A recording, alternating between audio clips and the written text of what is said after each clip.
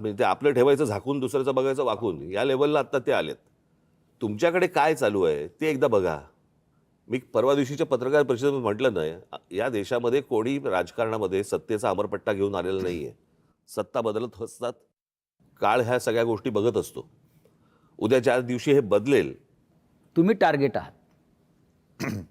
मुख्य लक्ष तुमच्यावर आणि तुम्ही टार्गेट आहात. कशावरती? म्हणजे ही चाटम मंडळी जी आहेत भाजपमधली, ज्यांना तुम्ही चाटम म्हणता, ते तुमच्या प्रश्नामध्येच उत्तर आलं ना.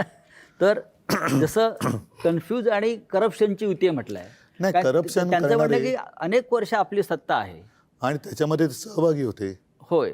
नाही, माझ्या मनामध्ये असा प्रश्न आहे की त्याने असा आरोप केलाय की 3 लाख कोटीचा भ्रष्टाचार झाला. महापालिकेत तेवढे पैसे असतात नाही, मी सांगतो. आणि जर एवढे पैसे असतील तर मग हे आमदार 50-50 कोटीला का पळून गेले? ते मला एकच मिनिटं. पहिली गोष्ट म्हणजे मला ना त्या गोष्टीबद्दल एक जरा बोलायचं आहे की तो जो एक चालू होतं ना, 50 खोके 50 खोके 50 खोके. मला असं वाटतं लोकांना नीट समजून सांगणं आवश्यक आहे. हे 50 खोके 50 खोके हा विनोदाचा भाग नाही. 50 खोके म्हणजे 50 कोटी रुपये झाले. 50 कोटी. 40 आमदार म्हणजे 2000 कोटी रुपये झाले. म्हणजे 40 आमदारांचे 2000 कोटी हे कुठून आले? कसे आले? भ्रष्टाचारातून, घोटाळ्यातून. बरोबर की नाही? म्हणजे बँकेतनं लोन तर थोडं नव्हतं ना घेतलं. त्याच्यामुळे कुठच्या भ्रष्टाचाराबद्दल कोणी काय बोलावं?